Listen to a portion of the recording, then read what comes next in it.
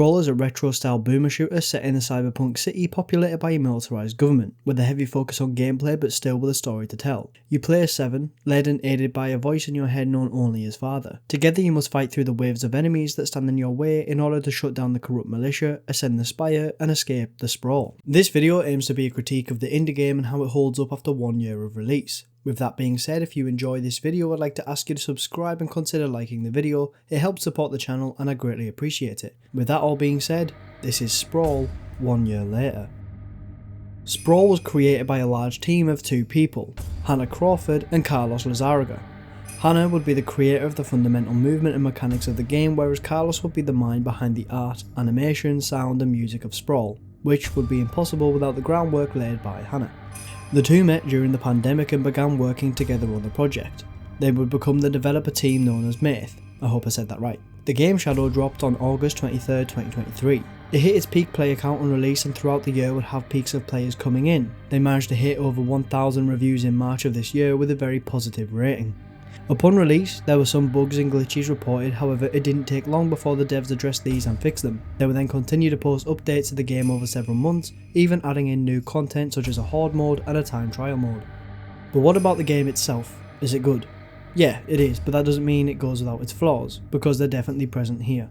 Sprawl takes the nostalgic feel of playing retro boomer shooters like Doom, music and atmosphere of inspiration such as Ghost in the Shell, and pairs it well with good, smooth movement and engaging gameplay.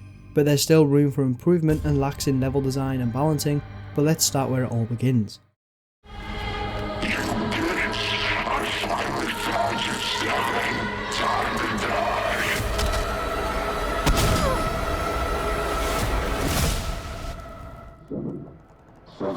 Wake up.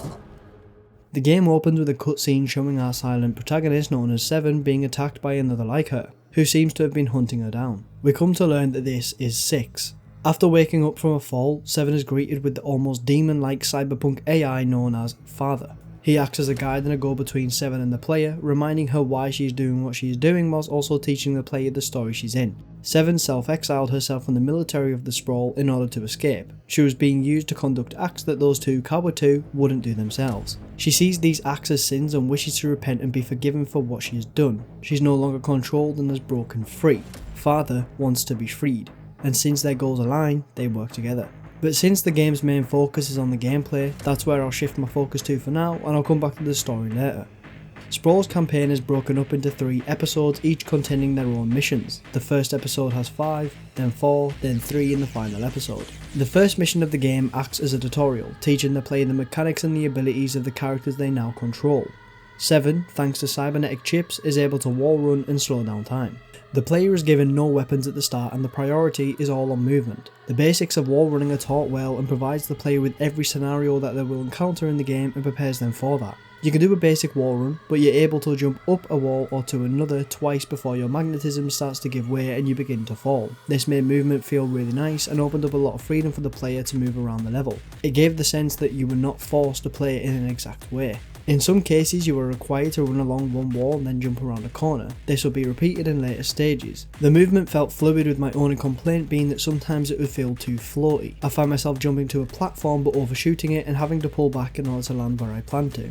Wall running isn't the only movement that the player can learn to master. There is also sliding in the game, which is used to get under small gaps but is also used to maintain momentum. Jumping at the peak of the slide grants a boost forward and falling straight back into the slide continues this momentum. I felt this suddenly click with me at some point in the late stages of episode 2 and damn does it feel good to bunny hop around, building speed and making jumps that I couldn't have made prior. Sliding into a wall run or vice versa also feels buttery smooth, and so if you can, learn to master this. It benefits the fast paced gameplay and leans into the movement based mechanics, making it all that much more fun to play. Combining the movement tech and continuously moving also assists in staying alive. The next section of the tutorial teaches the player the combat mechanics. Initially, you only have a katana as a melee weapon. The use of it is quite limited. You could use it for damage, but its intended use is to be used when an enemy is weak. When they are, they become stunned and glow yellow. When finished off with the katana, they drop more resources than if killed normally. The resources include ammo, health pickups and adrenaline. Adrenaline is used when the player uses the slow-mo effect as shown by the meter at the bottom of the screen. If you are too low you cannot use it, and with how fast paced this game is you probably don't want that happening. So keeping an eye on your meter and always trying to source some adrenaline is a key factor in Sprawl's gameplay. Going forward I'll be referring to the slow-mo as bullet time. The first weapon we are given is a set of pistols. They act as your go-to accuracy weapons. They are great in the first half of the game but soon become obsolete by other weapons and by the late game borderline useless. Next you get the SMGs, which I used as a spray and pray weapon, but every now and then when I rounded up enemies together they came in really handy for blowing up enemies. Bullet time isn't just effective for perfecting your aim, it also shows the player an enemy's weak spots by highlighting them. They all tend to share the same weak spots with the only exception being bosses. Heads and backpacks tend to be the weak spot across all enemy types other than those who have none, like mechs. Nearing the end of mission 1 sees 7 become trapped in a lockdown area that is flooded with wave after wave of enemies. This is the first time the player is put into this position and it felt like it was a perfect way to sum up everything you have learned and put it into use. The tutorial does a good job at teaching the player what to expect going forward with not only the gameplay but also the layout of missions. Most missions have you run, kill some stuff, flick some switches to open some doors, continue and repeat. It's basic but it works, especially in the first half of the game. As for teaching the player the controls, it's not great. Not a single tutorial message tells you what keys do what. You can find out by looking into the settings, but you shouldn't really need to in my opinion. I'm all for a game not holding a hand and I much prefer it that way, but knowing the function of the keys without having to go look elsewhere which removes you from the gameplay was a bit annoying. This wouldn't have been an issue for me and wasn't during my playtime until the final episode where I only then learned that pressing Q swaps between your two most recent weapons, which I wish I knew earlier. I got into the habit of swapping between my shotgun and pistols, and if I knew this keybind then it would have made the game just that much more smoother. I clearly missed this in the control section of the settings, so some blame is on me, but I still think some instructions on what does what would have been better. I'm not sure what the old tutorial used to be like upon release, but an update note suggests that they gave even less information than what they do now. Speaking of keybind, you can remap them. The reason I'm bringing this up is because on release you couldn't, and considering there are 7 weapons you had to rely on either reaching over to keys 1 through 7 or using the weapon cycle, which ruins the flow of gameplay. This was a common complaint amongst reviews and critiques at the time, but was added in by the devs in an update. Although I didn't use the remap feature, it was nice to have it there and see they added this feature following feedback from the players. The enemy variety is okay across the game. At the start you're facing the grunts of the militia which can go down in 1 to 2 headshots from the pistols, and the rogue gallery only grows across missions. But starting here we're faced with the junta police, which are the easiest of all enemies and are the most basic. There's the riot police bull which only has the one weak spot being its head, but it's guarded with a giant riot shield. I enjoyed encounters with these because it makes the player utilise the wall running abilities they have. You can't do damage face on, so you need to maneuver around them. I found myself doing wall jumps and entering bullet time and popping them off. It felt rewarding because I was combining multiple mechanics in a fluid way. You could just walk around them, but they track pretty well, so you need to wait for them to charge you. You can also jump pretty high, so if you timed it right you could aggro them to charge and then jump over, but I didn't like doing this much. Next we have robot dogs, combat drone okami as called in game. I don't know what it was with these, but I just wouldn't see them until it was too late and I was being headbutted by a cybermutt.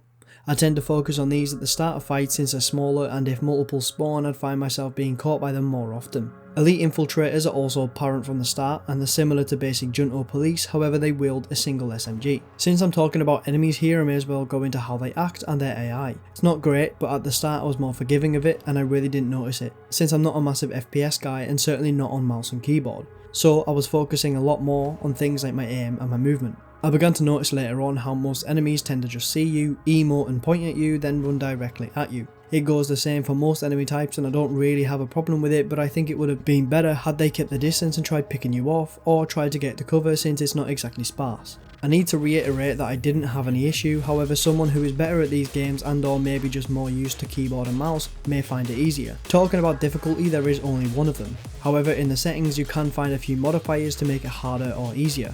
There's 2 sliders, one of which modifies how much damage the player does, and the other how much damage enemies do. There is a toggle option called God Mode which seems to only nullify enemy damage, but I don't know why this wouldn't just make you deal double damage also. I never adjusted these and remained at the given difficulty, besides from 2 times where I had to rerun levels due to glitches, which I'll cover more later.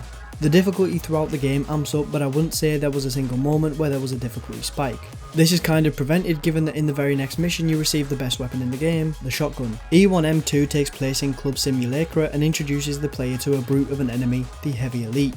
What makes them a brute is the typical bigger size and the use of a shotgun. They require much more to take down, and in the first half of the mission the player will experience a rather brutal beginning compared to mission 1. However, a theme of this game is if you're being shot with it, you will eventually be the one pulling the trigger. And in theme, you're given the shotgun. Let me start off by saying that the design of this is amazing. It looks great, bulky and heavy but not hindering in any way.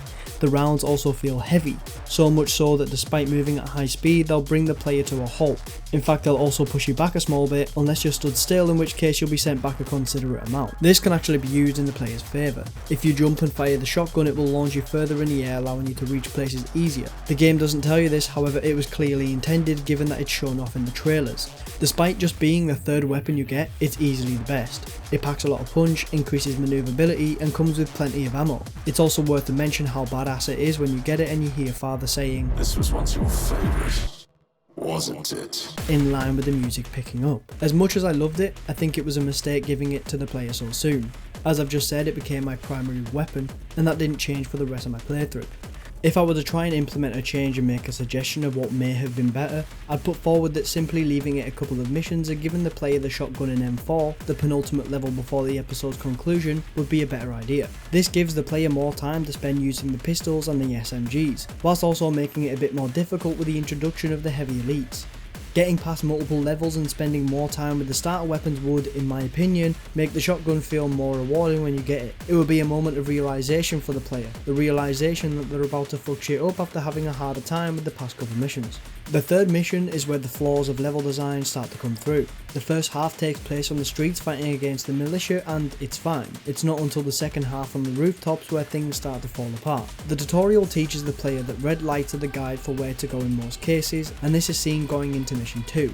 Small doors with red lights above them, or walls that are intended for you to run on with red lights lining them.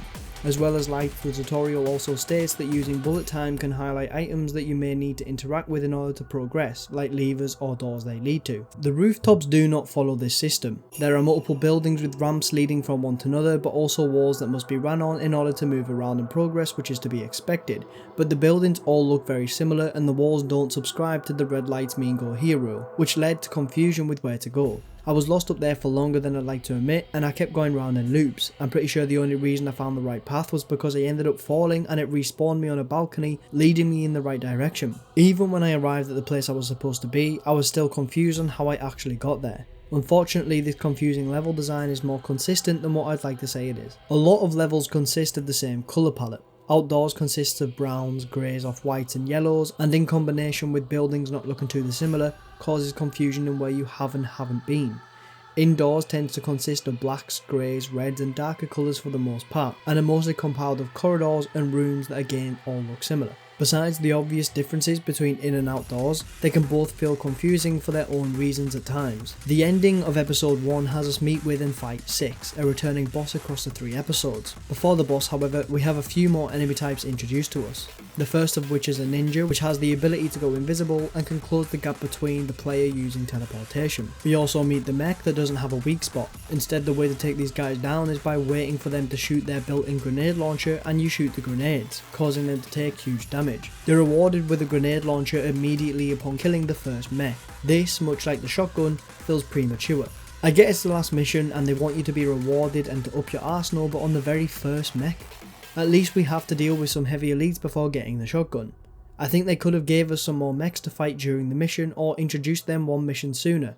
Again, this would just switch up gameplay and keep players on their toes and force them to engage more. Then, before you fight the first boss, you're given the grenade launcher and the boss acts as a demonstration of its abilities. The grenades fired explode on impact unless it doesn't hit an enemy, so if it hits a wall or the ground it will bounce and explode after a second or so. This is the only thing stopping it from being OP, since it's very effective against everything going forward, including the following boss. The boss is 6. He's in a flying mech suit which has some arms that slam down, releasing a shockwave that must be jumped over, and has some artillery built into it which of course you must avoid. On the back of the mech are some weak spots which must be destroyed. As you destroy each, 6 will fall to the floor and the cockpit opens, exposing him, and you get some shots in. You repeat this a few times and that's the fight. Continuing on sees us move into episode 2, and the first mission is my favourite out of the entire game. It begins with you approaching the Gorb facility in a chopper that soon gets spotted and shot down. In the crash you lose all your weapons and are forced to progress with nothing but your sword and unique wall running capabilities. As you move into the complex, you're forced into fights with waves of enemies, new and old. You're then challenged with succeeding using the guns which you pick up one by one, and there's enough room between each gun pickup that it felt both challenging and rewarding without starting to feel too hard or too tedious. I really enjoyed the flow of this mission. You pick up the weapons in the order you found them, and this mission made me realise the power of each upon collection. You feel the progression you felt throughout all of episode 1's missions, but arguably better because of the pacing and tempo. You also find your next weapon in this facility, which is a machine gun. It has a charge up time and renders the player's movability, however does a lot of damage and has a lot of ammo. Picking this up at this time felt right compared to the grenade launcher and the shotgun. The machine gun is also incredibly well balanced. It requires you to use it wisely, which results in you dishing out a bunch of damage, using it wrong however, and in the very next mission, you unlock the railgun, a high damage precision weapon, and although you unlock this and the machine gun back to back, I had no problem with it. These and the remaining weapons are very much situational and secondary to the first 4 weapons you get, and because of that simply aid in your battle against the militia rather than completely adjusting the feel of the game and making it much easier. It also makes sense finding it here since you're in a research and development facility. The next few missions return to using confusing layout schemes once again and lean too much into the go press a switch to unlock a door, to find a switch, to power a generator, to activate a switch, to open a door gameplay loop. And to be honest, it got old really quick, but engaging gameplay kept it fun. I should mention at this point that more enemies have come into the mix, including a turret that uses a railgun of its own, so using its own weapon against it is perfect. There's new versions of Junta Police and Heavy Elites which deal more damage, flying drones. There's also abominations which seem to be some form of experiment mutant. They don't resemble any features of previous enemies and look almost beast-like. They charge the player and deal huge damage whilst also being able to withstand a lot of damage. They also don't have weak spots, which overall makes them the most unique enemy in the game. If I were to theorise, I would suggest that they were made in an attempt to stop 7 in a mission, as a last resort if you will. The only other enemy that the player will encounter is a large flying mech that is armed with turrets. In the later missions of this episode, I ran into my first of 2 major bugs where upon activating a switch, I died at the same time. When I respawned, I would die instantly since the game activates a checkpoint when you activate a switch. There was no way for me to get out of this state and I was forced to restart the mission and run my way through again. This is where I used the difficulty modifiers because I wasn't enjoying the mission and I wanted to catch back up to where I was, and since it was an unfair reason as to why I had to do it, I was okay with doing this. The next mission would repeat this with me getting to the end of the mission, just before the boss fight, and I died whilst the checkpoint was set. I didn't respawn and die instantly, but instead would fall through the map and there was no way to recover from this, thus causing me to restart once again. This happening in back-to-back missions left a very sour taste in my mouth. It didn't help that this happened in my least favourite missions. They rely far too heavily on the switches rather than giving you waves of enemies to kill, and the design becomes confusing, and overall I just didn't enjoy them. Am I biased because of the glitches? Yeah. But moving on, the boss of this episode is again 6, but this time he's in a gunship and we're placed into an arena surrounded with water or some kind of liquid that does damage to us. The arena has multiple platforms that will raise up as the water does, and your attention turns from fighting the boss to surviving in the arena. I really enjoyed this boss.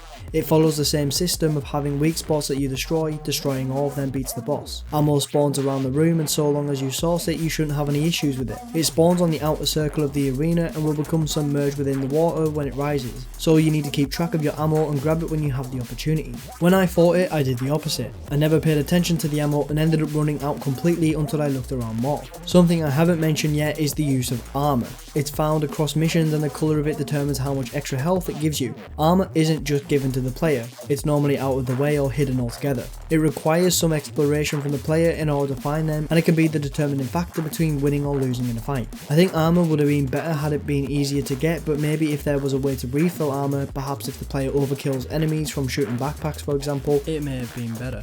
The only problem with the armour was that because I didn't find enough of it, I didn't care much about it. I never really went out my way to try and find armour in a fight unless it was obvious how to get it. In this fight there are areas where you can pick up some armour and it helps, but winning the fight is definitely going to come down to whether or not the player is able to survive the arena whilst also avoiding damage from the gunship. The final episode only has 3 missions, however I didn't see a problem with this. It didn't overstay its welcome and the story naturally comes to a conclusion. Had it gone on longer, I think across all episodes we would have just gotten more levels that looked the same and had the same objectives on top of the same objectives for padding. The final set of missions has us ascend the spire and free Father. There's not much to know except how good some of the arenas are in this final act. You are pushed to your limits with every type of enemy being thrown at you. Luckily you have one more weapon that helps with that. the rocket launcher. It's not a typical RPG, instead opting for a barrage of rockets that launch in all spread. This rocket is great for dealing with the mechs, both the grounded and flying types. That is, if you're able to get close enough to them. Due to the nature of the individual rockets, firing from a distance will have them all spread and they'll never hit the intended target. If they do, it's for much less damage. The best way to use it is to be fairly close to your target, but not too close, because otherwise you might as well be firing it at yourself. E3 overall upped the enemy density. It also throws arena after arena at you, and although these were fun, I felt frustrated at times due to the lack of cover. I had to rely on movement, but with the lack of walls. I was limited to using basic movement you could find in games elsewhere. It felt like the feeling of Sprawl was lost a little bit. It does pick up in certain rooms, however it is definitely the weakest of the 3 episodes. The final level has some platforming that I just straight up couldn't do, and I can't see how it was intended to do without the use of the shotgun boost. There were wall jumps you needed to make to get to a higher platform, but the distance between the start and the platform is so small that there's no way you could make the jump up so smoothly. I ended up standing on one of the walls, going backwards and using the extra height to make it. It's the only way I found it possible without using the shotgun. The level looked great and it had standout features that was a pleasant welcome, including the extra objective of shutting down Father. Finishing on a high note, the final boss is my favourite of the 3. 6 has now took control of an attack ship and he attacks from the skies. You also have turrets spawning on towers around the arena. There's cover to take, however these can be destroyed, so causing any damage to it, whether it was yourself or from an enemy, will cause you to lose it. So you've got to be strategic about it. You could probably guess how we defeat the boss. It was fun and I enjoyed it, and I thought they definitely saved the best for last. However, my one problem was it felt like no weapons suited the fight.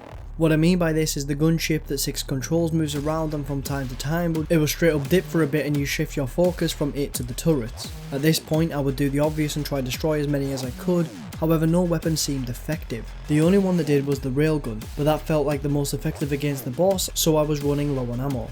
I ended up trying to use the grenade launcher and rocket launcher on them, however you don't have enough range to be consistent. With that, the game is complete. My overall thoughts are positive despite seeming mostly negative. The game is incredible, fluid in its movement and gunplay, it's fun and challenging, and although it can be tedious at times, it always has moments within missions that stand out. The bosses are simple yet fun. The levels aren't crazy good in design, but the mastering of movement and finding what weapons pair well against what enemies always felt rewarding. With the levels done, I briefly want to discuss the story. I didn't read every log or break down every piece of dialogue, so this isn't going to be Varty levels of lore. 7 is a self-exiled military weapon, a human modded with cybernetic chips that enhance her. She's seen her past sins and sought forgiveness. In her escape she connects with Father, an AI that too wants to be free. The pair fight their way through the city, the Gore facility, and finally the Spire in the final episode, where here Father tells us what he meant when he said he wanted to be free. He has no true physical form, instead organ-like parts. These parts seem to be trapped and being tortured by the junta for their own good. He asks for us to destroy these parts that reside within the Spire, ultimately killing him and setting him free. In doing so we lose Father, and then we have the final fight with 6. When defeated, the aircraft he was in explodes into the Spire, destroying it and 7. She got what she wanted. She freed the city from the corrupt junta military, and now the city and citizens can begin to repair from the separation of social classes and segregation. The story is fairly basic, but the game isn't made with the story as the main point of interest. There will 100% be more to explore with more lore to learn and understand, however at a basic view of the game, it's good. Father is the standout though. His voice is amazing, and despite there not really being any character building or alike, shutting down Father actually felt like a big deal. Hearing him shut down as his voice weakens from my mind and becomes silent had an impact on me when it happened.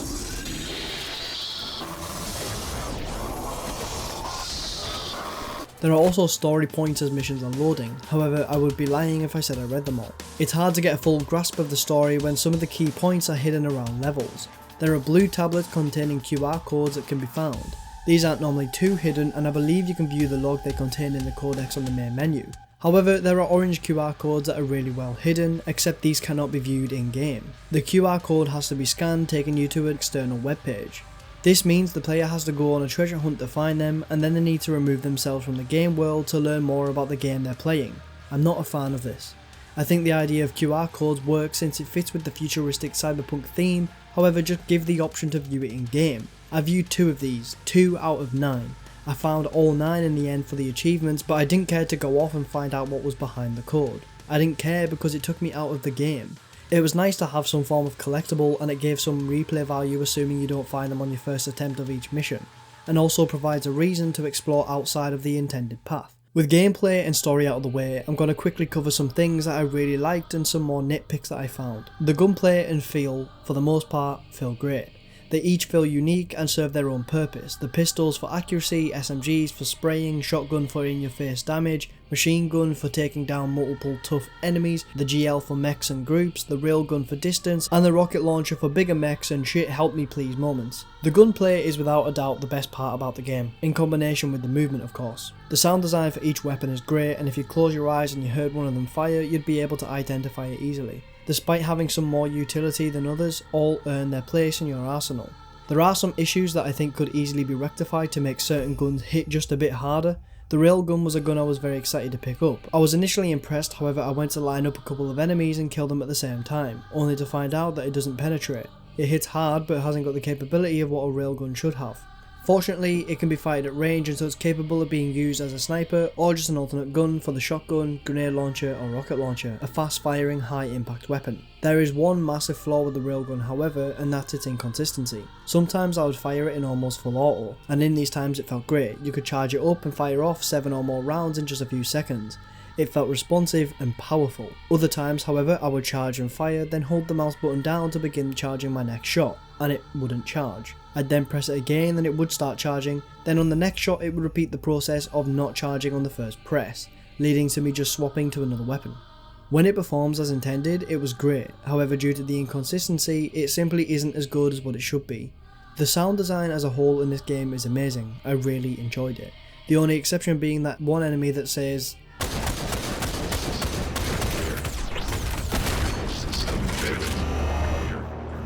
every single time you kill it. The music is fantastic, it suits the theme of the game super well and it's also adaptive, meaning it responds to your gameplay at the time. Landing headshots with a shotgun alongside the beats of the music felt great and I have zero complaints. The music was made by Carlos, who also makes EDM music alongside other hobbies. He goes by the name REVEL.